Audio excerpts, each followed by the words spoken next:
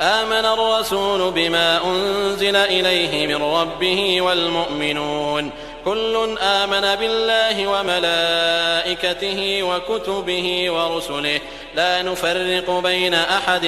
من رسله وقالوا سمعنا وأطعنا غفرانك ربنا وإليك المصير. لا يكلف الله نفسا إلا وسعها لها ما كسبت وعليها ما اكتسبت ربنا لا تؤاخذنا إن نسينا أو أخطأنا ربنا ولا تحمل علينا إصرا كما حملته على الذين من قبلنا ربنا ولا تحملنا ما لا طاقة لنا به واعف عنا واغفر لنا وارحمنا أنت مولانا فانصرنا على القوم الكافرين.